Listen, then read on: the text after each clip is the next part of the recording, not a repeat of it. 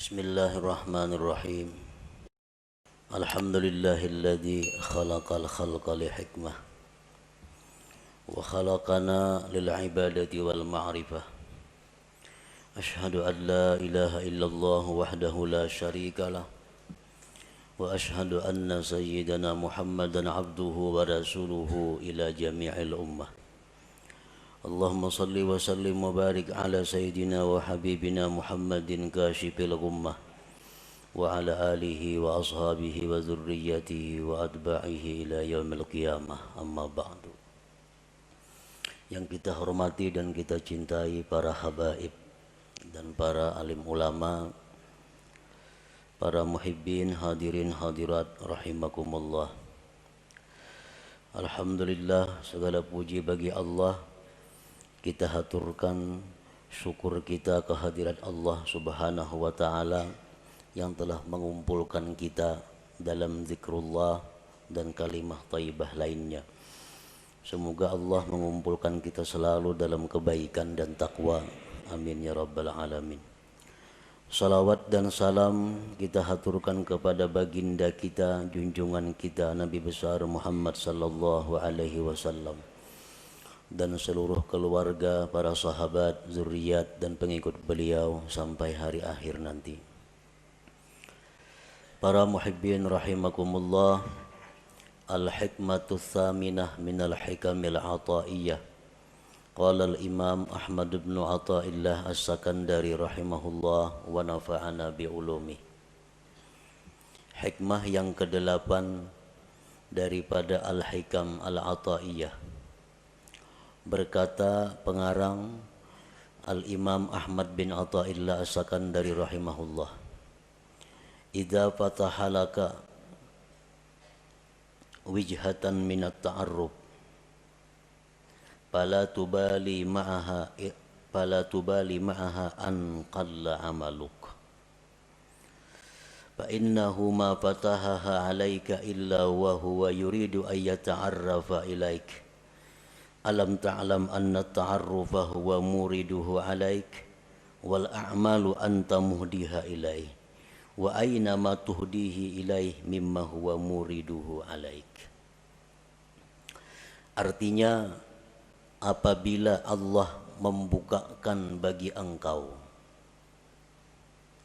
satu pintu daripada ma'rifah, apabila Allah membukakan bagi engkau satu sisi, satu jalan daripada ma'rifat,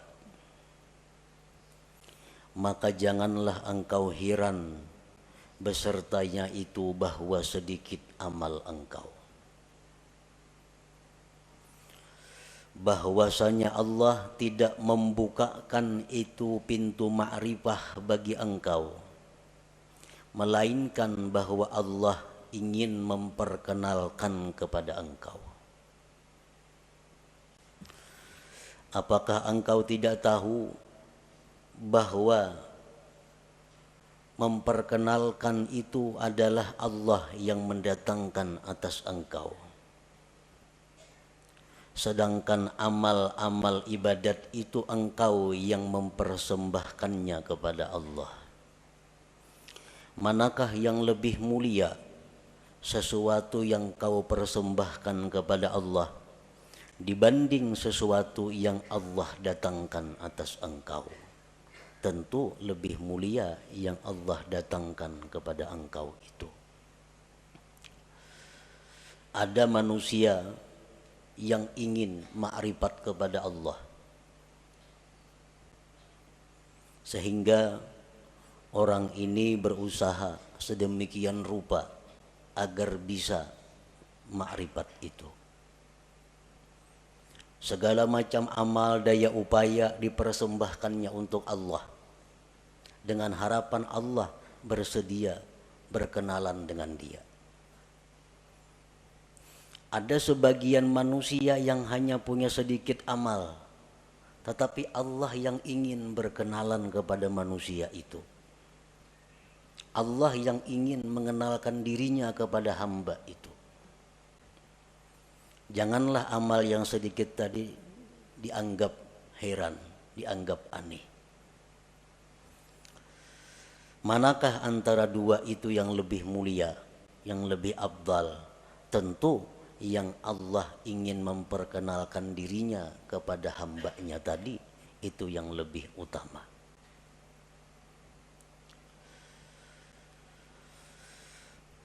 Tanqasimul ma'rifatu ila qismain, ma'rifatin ammah wa ma'rifatin khassah. Fal ma'rifatul ammah bi an ta'lama wa tuqirra anna Allah ta'ala wahidun qadirun muridun alimun hayyun sami'un basirun mutakallim ila akhirih. Ma'rifat itu ada terbagi dua. Satu, ma'rifat yang umum. Yang kedua, ma'rifat yang khusus.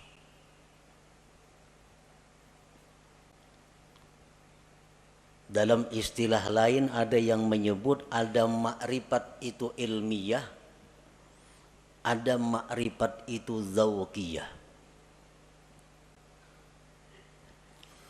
Bermula ma'rifat yang umum itu bahwa engkau mengetahui dan mengakui, meyakini bahwa Allah Ta'ala itu esa, kuasa, berkehendak, mengetahui, hidup, mendengar, melihat, berkata-kata, seterusnya.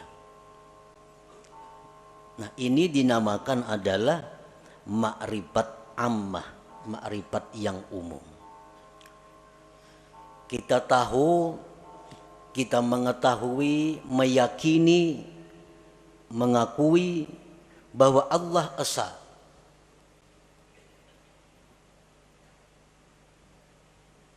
Dan keyakinan kita itu kada bisa diganggu. Siapapun yang mengganggu, tetap kita yakin bahwa Allah itu esa, kuasa, berkehendak, dan seterusnya.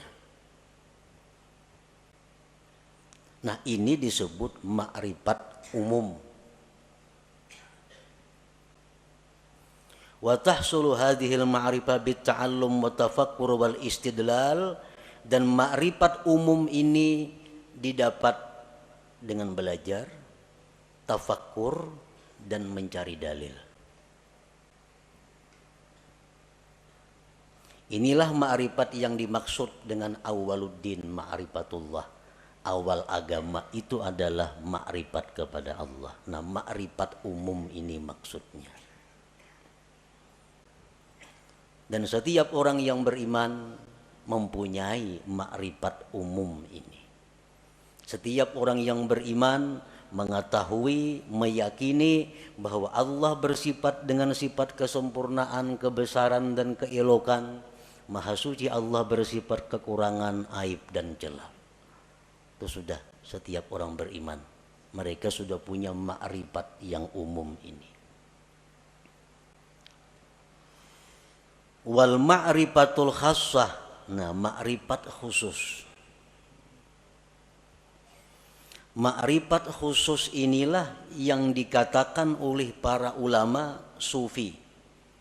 Inna fid dunya jannatan man dakhalaha lam yashtaq ila jannatil akhirah ala wahiyya ma'rifatullahi ta'ala. Di dalam dunia ini ada surga. Di dalam dunia ini ada surga. Siapa yang masuk ke dalam surga itu, dia tidak ingin lagi kepada surga akhirat. Surga apakah yang ada di dunia itu? Ialah ma'rifatullah, ma'rifat kepada Allah. Nah, ini ma'rifat khassah, ma'rifat zawqiyah ngarannya, bukan ma'rifat ammah tadi. Apa yang dikatakan oleh Al-Habib Al-Qutub Abu Bakar Al-Adani Al-Idrus, man arafa Allah safalahul aish wa tabat lahul hayat. Barang siapa yang ma'rifat kepada Allah, maka hidupnya dipenuhi dengan kebahagiaan dan kesenangan. Nah, ini ma'rifat yang khassah ini maksudnya. Ma'rifatullah yang khusus ini.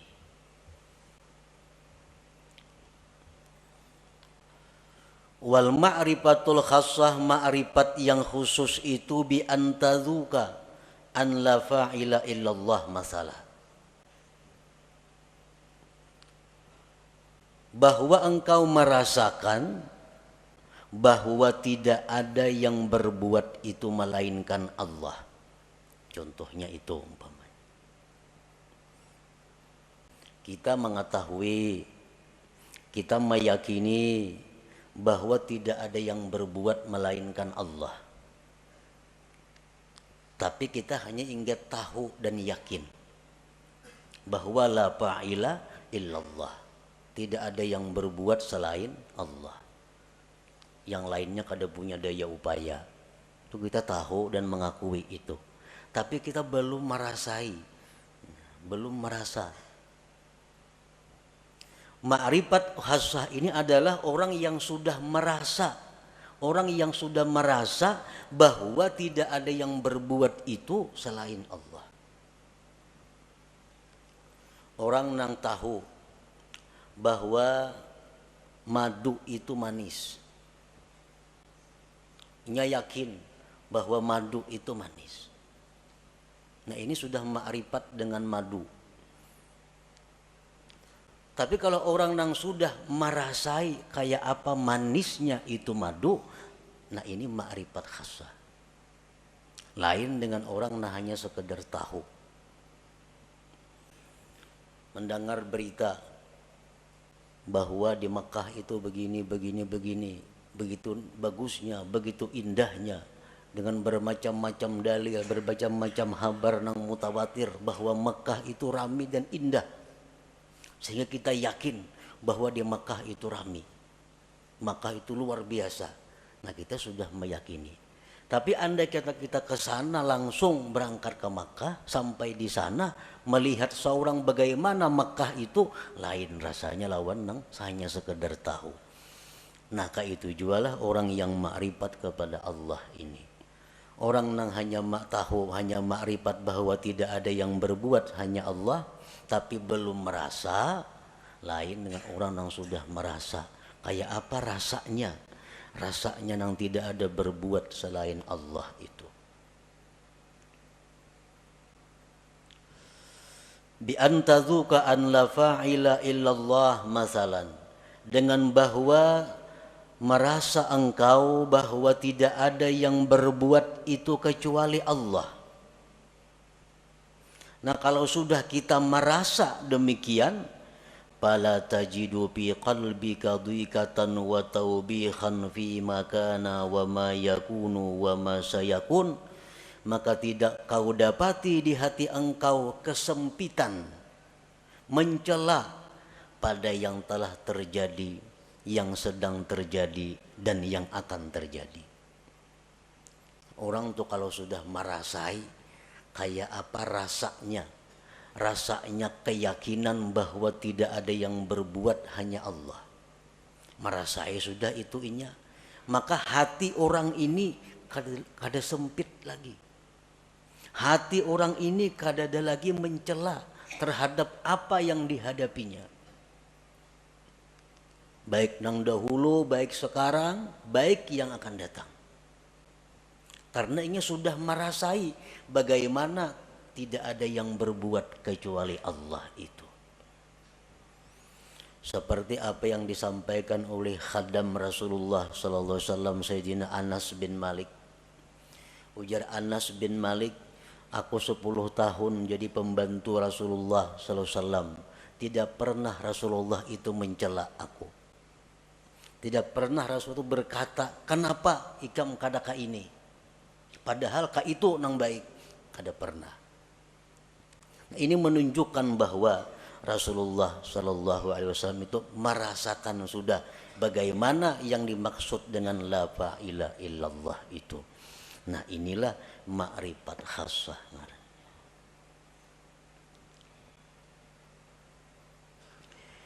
Wa yumkinu ayyarqal insan ila sa'idi hadhihi al-ma'rifah min ahadi tariqain la thalitha lahuma. Kita bisa mendapatkan ma'rifah khassah ini melalui 2 jalan. Tidak ada jalan ketiga. Kayak apa kita supaya bisa merasai nang keyakinan kita la ilaha illallah. Jangan hanya sekadar habar, jangan hanya sekadar yakin mengakui, tapi rasai. Nah, rasai kayak apa? Yang tidak ada berbuat kecuali Allah itu. Nah, supaya bisa merasai itu ada dua jalannya. Yang pertama disebut tariqul hidayah wal inabah. Yang kedua disebut tariqul ijtiba wal istifa. Ada jalan hidayah dan inabah, ada jalan ijtiba dan istifa. Nah, hanya dua jalan itu.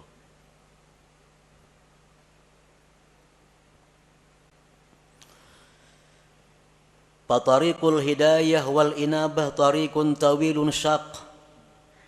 Bermula jalan yang pertama, hidayah dan inabah. Itu jalan yang panjang lagi sulit. Panjang lagi sulit. Arti panjang tuh mungkin 10, 20, 30 tahun kita menjalani hanyar tarasai. Kayak apa nang maksudnya la ilaha illallah. Sulit artinya banyak rintangan nang kita lalui, nang seringkali membuat kita kembali ke tempat pertama bermula. Min ta'allumil ilmi alladhi yuaddi bihi al-ibadata wa ya'rifu bihi sifatin nafsil batinah wa yuqaddimu qabla al-jami' ma'rifata aqidati ahli sunnah wal jamaah wa taubatin nasuh wa tahsinin niyyah wa tasihit taqwa wal wara'i wal zuhdi wa kasratil azkar wal aurat wa ghairi dhalik wa kulluhu yuhdihal abdu ilallahi ta'ala.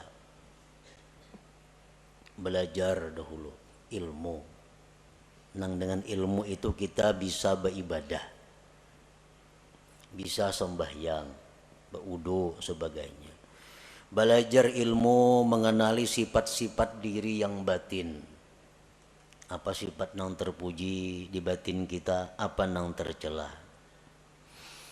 Berakidah ahli sunnah wal jamaah, taubat nasuha, niat yang bagus, takwa yang benar, wara, zuhud, banyak berzikir, banyak berwirid dan selainnya.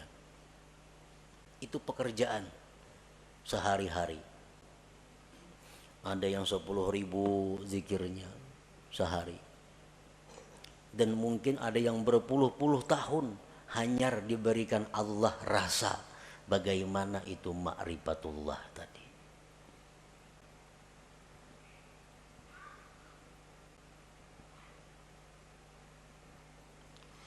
Wa amma tariqus tsani, adapun jalan yang kedua, tariqul ijtiba wal istifa.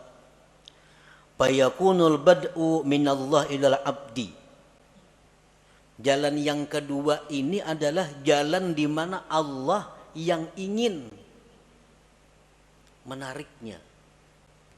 Jalan pertama tadi si hamba nang baka hendak, kisahnya si hamba nang hendak ma'rifat alunya beribadah, beramal, berguru. Nah, nang kedua ini adalah Allah yang ingin menariknya. Yakunul insan mustadhrikan fi syurudihi wa bu'dihi anillah wa faj'atan tudrikuhu rahmatun minallahi ta'ala. Ini manusia tenggelam dalam kejauhan daripada Allah. Pekerjaannya manusia ini sibuk mengurus dunia. Kada tahu diwirid, sembahyang pun kadang-kadang pray. Pekerjaan-pekerjaan maksiat banyak dilakukannya. Tetapi secara mendadak Allah memperdapati dengan rahmatnya.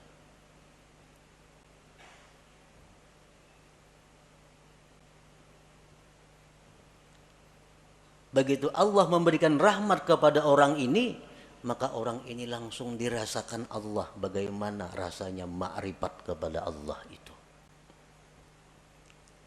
Banyak tokoh-tokoh yang terkemuka yang melalui jalan yang kedua ini, seperti Fudail bin Iyad, Malik bin Dinar, Utbatul Gulam dan lain. Orang yang dulunya sesat, dulunya jahat, tetapi Allah dengan rahmatnya secara mendadak mengejutkan, menarik orang ini. Seperti Fudail, kita mendengar tahu kisah Fudail bin Iyad, orang yang kehidupannya hanya jadi perampok di tengah jalan. Perampok di tengah malam satu hari hendak menaiki rumah kekasihnya. Begitu naik ke rumah kekasihnya, mendengar ada orang mengaji Al-Quran yang ayatnya alam ya'ni lilladzina amanu an takhsha'a qulubuhum li dzikrillah. Begitu ayat itu masuk ke pendengaran Fudail, Fudail terjatuh. Nah, setelah itu Fudail tobat, langsung ditarik oleh Allah Subhanahu wa taala, dirasakan bagaimana makrifat kepada Allah. Akhirnya Fudail menjadi salah seorang aulia besar pada masanya itu.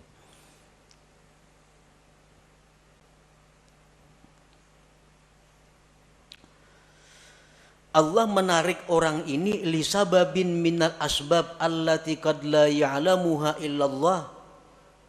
Allah menarik orang ini karena ada sebab yang kadang-kadang sebab itu hanya diketahui oleh Allah.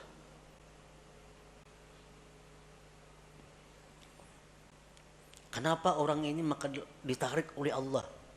Dalam waktu detik dirasakan makrifat kepada Allah. Sedangkan yang satunya berpuluh-puluh tahun berzikir kepada Allah belum dapat rasa makrifat itu.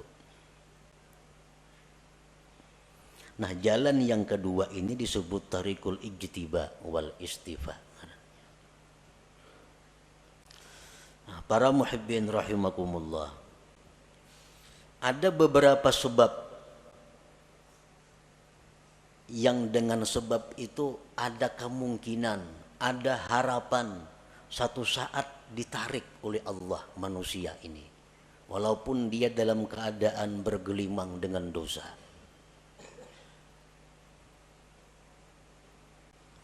Pertama, dengan sebab ilmu. Orang ini pada dahulu mengaji sekolah pesantren, ke majelis taklim, bertahun-tahun udah mengaji demikian. Pesantren tamat sekolah, timbul ke kampung bulik buntat, nah, minum arak, berjudi, berzina, pekerjaan. Nah, tamatan pesantren nih. Nah, orang seperti ini pada akhirnya satu saat ada kemungkinan ditarik oleh Allah dengan cara seperti tadi, berkat ilmu yang dia pelajari selama sekian tahun dahulu kala itu.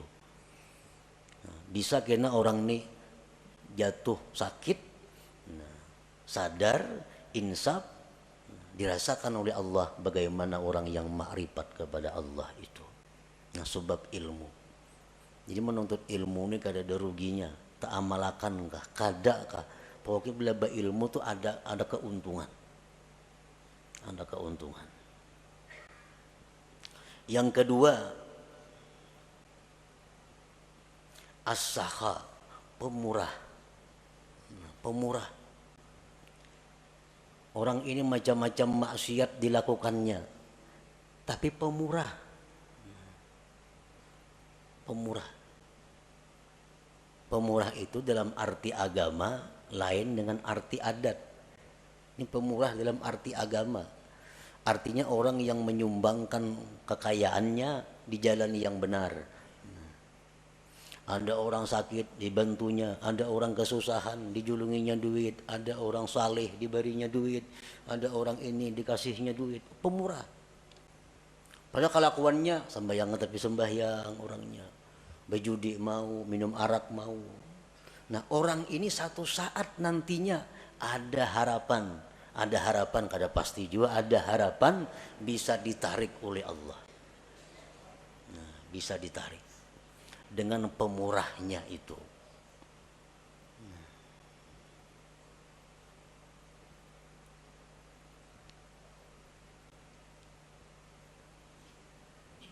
Yang ketiga, al-adlu, adil. Ini seorang pejabat. Seorang pejabat ini bergelimang dengan dosa. Macam-macam dosa dilakukannya. Tetapi satu orang ini, dia adil. Sewaktu ia menjabat, di matanya sama. Semua adalah rakyat. Baik anaknya, baik bininya, mintuhanya, iparnya, kamanakannya, semuaan rakyat sama. Kadang-kadang mesti diutamakannya. Kalau ini minantuku utamakan kadada. Ini ipar kadada. Semuaan rata di matanya rakyatnya. Nah, orang ini waktu menjabat adil. Padahal kelakuan lain-lain banyak maksiat dilakukannya. Nah, berkat inya adil sewaktu menjabat itu, orang ini ada harapan suatu saat akan ditarik oleh Allah, dirasakan bagainya kepadanya ma'rifatullah itu.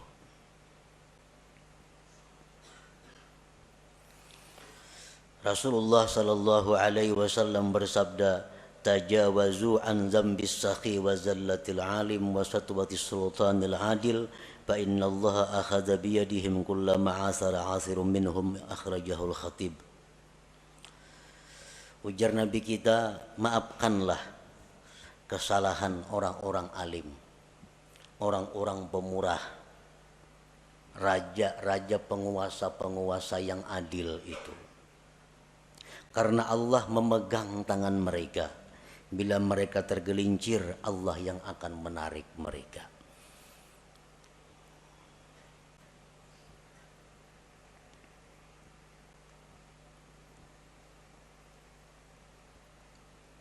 Yang keempat, suhbatus salihin. Orang ini bersahabat dengan orang-orang saleh, dekat dengan orang saleh. Padahal kelakuannya bila cerita pisah orang saleh macam-macam, tapi nya dekat dengan orang saleh. Ada orang saleh di sana, kenal, dekat lawan inya. Ada orang saleh di ujung sana, kenal, dekat lawan inya. Pokoknya di mana orang-orang saleh dicarinya, didekatinya. Padahal kelakuannya orang nih macam-macam maksiat diperbuatnya. Tapi kalau urusan orang saleh, kayaknya paling dekat sudah. Nah, orang ini satu saat nanti bisa ditarik oleh Allah untuk merasakan bagaimana ma'rifatullah itu. Rasulullah SAW bersabda, almar'u ala dini khalilih. Seseorang itu atas agama orang yang dikasihinya. Waqad qil, dikatakan orang, man sahibal akhyar ja'alahullah minal akhyar wa in kana minal asrar. Orang yang dekat dengan orang baik itu akan dijadikan Allah dia orang baik sekalipun dulunya orang yang jahat.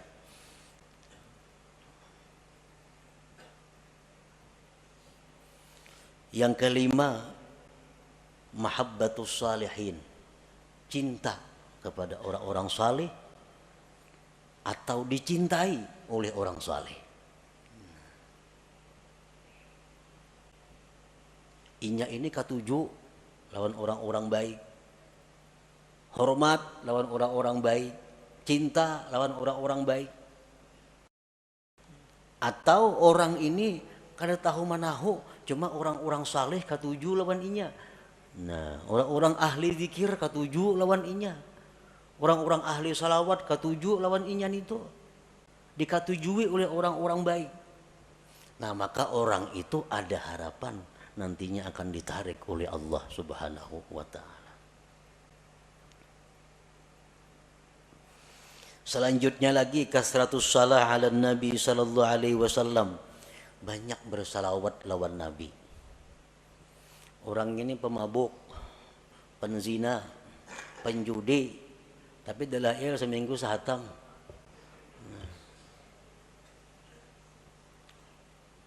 Mulut habsi kemana terdengar datanginya, ketujuh kisah-kisah Nabi ketujuh, tapi maksiat jalan terus juga. Salawat selalu dibacanya. Nah, orang seperti ini ada juga harapan satu saat lainnya dikembalikan oleh Allah, ditarik dan dirasakan ma'rifatullah itu. Di antara sebabnya lagi nasabun thayyib, keturunan yang baik, aba'u sulaha, abah-abah kakek nenek orang-orang saleh. Datuknya ke abah hari orang wali, napa ke atas pada datuk lagi, yang 7 turun sudah orang wali bahari sidin itu. Nah cucuk-cucuknya ini ada yang nakal macam-macam, tapi akhirnya kayaknya bisa ada harapan cucuknya itu insaf dan ditarik oleh Allah Subhanahu wa taala berkat doa-doa daripada orang-orang dahulu, kakek moyang nenek moyangnya itu. Nah jadi itu bagian daripada sebab-sebab yang dengan sebab itu Allah menarik seseorang ini menjadi kekasihnya dan dirasakannya bagaimana ma'rifat kepada Allah Subhanahu wa taala itu. Nah, para muhibbin rahimakumullah. Setiap manusia yang beriman kepada Allah dan mempunyai keinginan yang tinggi, kehormatan yang tinggi, dia pasti ingin mendapatkan yang disebut ma'rifatullah itu. Bagaimanapun kelezatan yang ada di dalam dunia, bagaimanapun ada kemewahan yang ada dalam dunia, bagaimanapun keindahan yang ada dalam dunia, kalau seseorang itu sudah merasakan bagaimana ma'rifatullah, ma'rifat kepada Allah itu, maka semuanya akan hilang. Kada akan bisa dibanding dengan bagaimana indahnya, lezatnya, bahagianya orang yang ma'rifat dengan Allah itu. Nah, sebahagian manusia ada yang berusaha untuk berkenalan dengan Allah. Sebagian manusia ada yang Allah menarik untuk berkenalan dengannya. Yang pertama disebut suluk, yang kedua disebut jazab ngarannya. Yang kedua-duanya itu adalah mulia. Kedua-duanya adalah sesuatu jalan yang terpuji. Sebagian ulama ada yang mengatakan bahwa yang ditarik oleh Allah itu lebih afdal daripada orang yang menjalani jalan suluk atau jalan hidayah wal inabah tadi. Nah, para muhibbin rahimakumullah, mudah-mudahan Allah Subhanahu wa taala membukakan hati kita pintu ma'rifah kepada Allah Subhanahu wa taala sebelum akhir hayat kita. Ila hadratin Nabi sallallahu alaihi wasallam, al-Fatihah.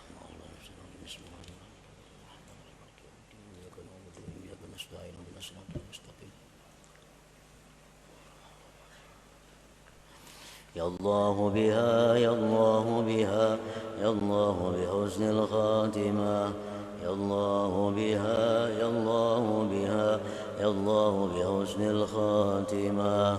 Ya Allah biha, ya Allah biha, ya Allah bihusnil khatimah. ويا أيها الراجون منه شفاعة صلوا عليه وسلموا تسليما. اللهم صل وسلم